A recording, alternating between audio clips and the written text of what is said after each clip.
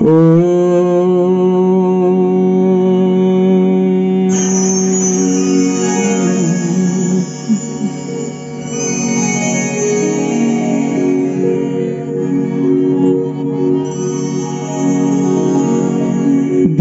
मूलम गुरुर्मूर्ति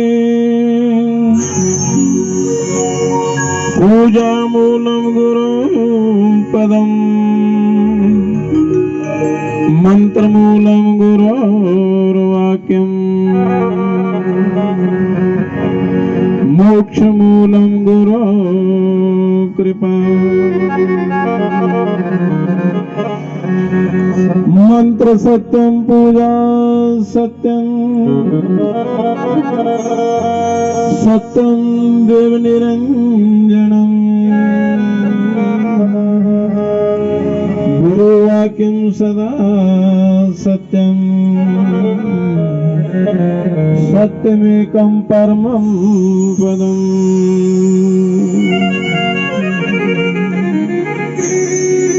नित्य शुद्धं निराभासं निराकार निरंजनम् नित्यबोधं हि सच्चिदानन्दं गुरु ब्रह्मं नमाम्यहम् अखंडानंदबोधाय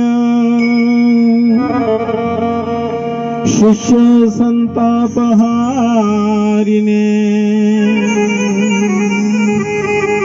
सच्चिदानंद रूपाय तस्मै श्री गुरुवे नमः।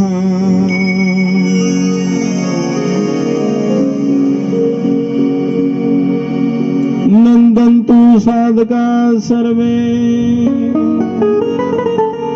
विनश्यन्तु विदूषका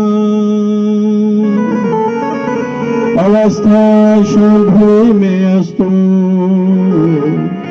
प्रसन्नस्तु गुरु सदा। प्रणम्य शिरसां देवं गौरीपुत्रं विनायकम् भक्तावासो स्वरे नित्यम् आयुष्कामार्थ सिद्धे सर्वरूपमयी देवी सर्वं देवीमयं जगत् अतोऽहं विश्वरूपान्तं नमामि परमेश्वरी।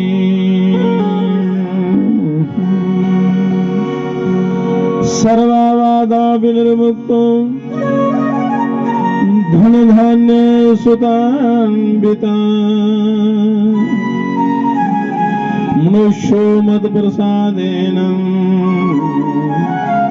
भविष्यति न संशयः।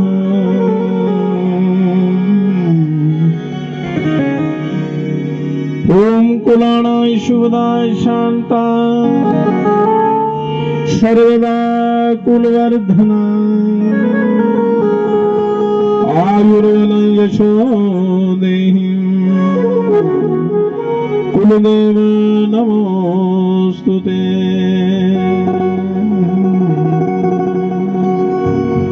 ओमकारं बिंदु संयुक्तं नित्यं ध्यायन्ति योगिना कामदं मोक्षदं चैव ओंकाराय नमो नमः।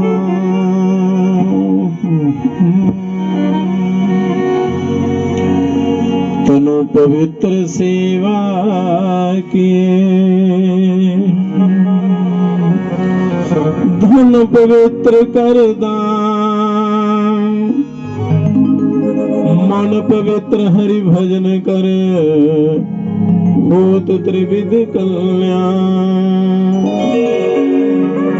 मन पवित्र हरि भजन करे होत त्रिविध कल्याण। संत समागम हरि कथा, संत समागम हरि कथा, तुलसी दुर्लभ दारा सुत और लक्ष्मी पापी के भी हो, दारा सुत और लक्ष्मी पापी के भी हो। कहता हूँ कह जात हूँ, कहाँ बजाऊं ढोल, श्वासा खाली जात है तीन लोक कामों, श्वासा खाली जात है तीन लोक कामों। ऐसे महंगे मोल का एक श्वास जो जाए, 14 लोक पटतर नहीं काहे धूली मिला, 14 लोक पटतर नहीं काहे धूली मिला।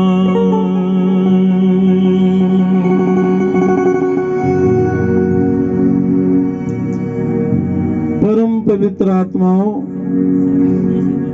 संत समागम हरि कथा तुलसी दुर्लभ दोए। संतों का संग, हरि कथा और गौ सेवा ये बड़े भाग्य से मिलती है। करोड़ों जन्मों के पुण्य हो तो मनुष्य शरीर मिलता है, उससे भी ज्यादा पुण्य हो तो सत्संग का मौका मिलता है। अच्छे घर में अच्छे कुल में जन्म होता है और अच्छे लोगों का संग मिलता है, प्रभु भजन करने का मौका मिलता है।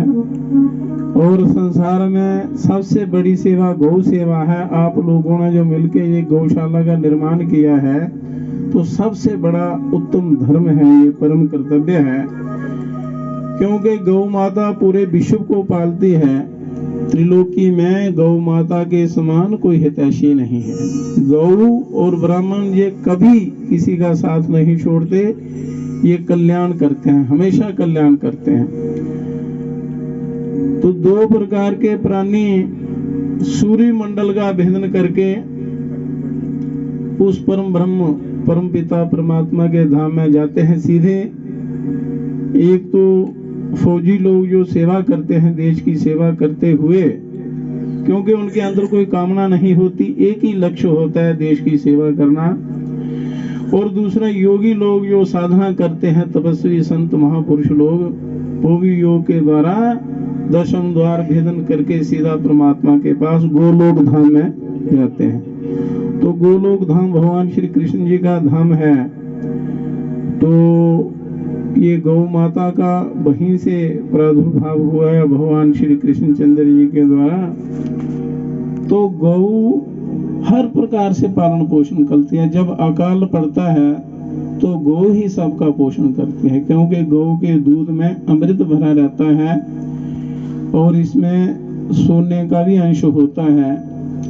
और जीते जी भी और शरीर छोड़ने के बाद भी गौ माता ही साथ देती है, काम करती है। तो इसलिए ये सेवा बहुत बड़ी सेवा है और इसका हर व्यक्ति को इसकी सेवा करनी चाहिए। इसमें जिस प्रकार से भी हो सहयोग करना चाहिए। कहते हैं तनु पवित्र सेवा की, शरीर की शुद्धि, जो आदि व्याधि बीमारियां लगती हैं कि शरीर से मनुष्य सेवा नहीं करता है, तो शरीर के द्वारा सेवा करने से ये तन पवित्र होता है। धन पवित्र कर दान, अपनी कमाई का कुछ अंश दशमांश दान करने से धन की शुद्धि होती है, बरकत होती है, बरो अच्छी जगह दान करने से। और मन पवित्र हरि भजन कर, मन की पवित्रता प्रभु का भजन सत्संग करने से होती है, क्योंकि सत्संग इस कली युग में सत्संग ही सबसे बड़ा साधन है ईश्वर की प्राप्ति का। सच्चे मन से, बिना किसी कामना के, निष्काम भाव से यदि आप प्रभु का चिंतन करेंगे तो तीनों प्रकार की शुद्धि हो जाती है, कल्याण होता है।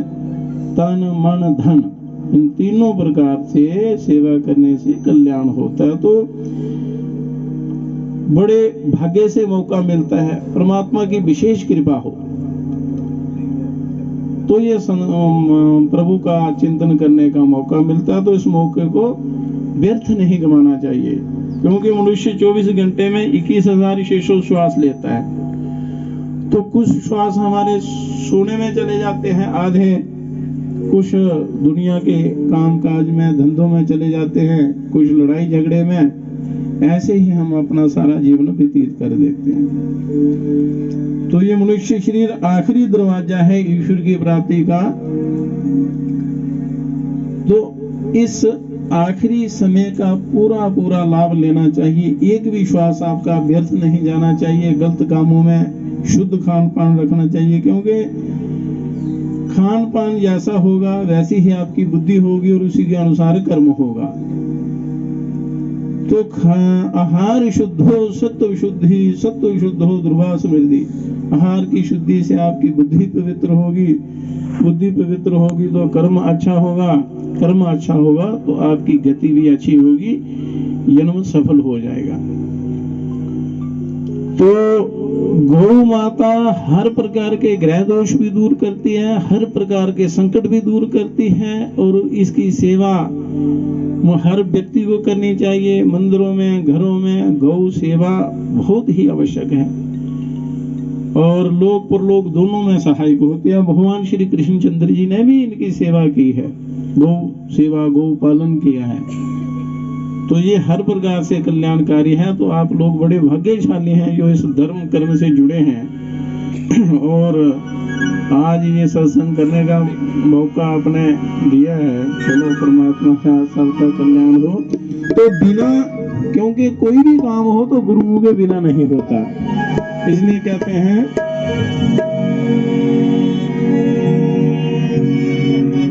जिन्हें महापुरुषे ऐसे इन्ने बड़े संतें दे साढ़े असें दर्शन कराए न, ते ये साढ़े एक कर्मठ कार्यकर्ता ने इत्थे दे गौशाला दे सूबेदार शंकर सिंह जी, ते मैं उन्हें इत्थे मंच पर आमंत्रण करना ते महाराज श्री कोला आशीर्वाद प्राप्त करना ते महाराज श्री की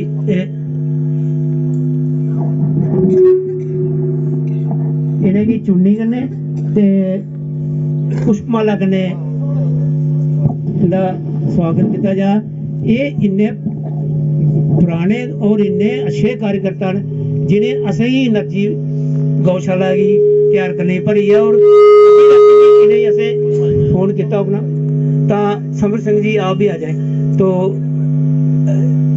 सब आ जाए अपने सुरेश जी, मास्टर जी, राम जी, आप प्लीज।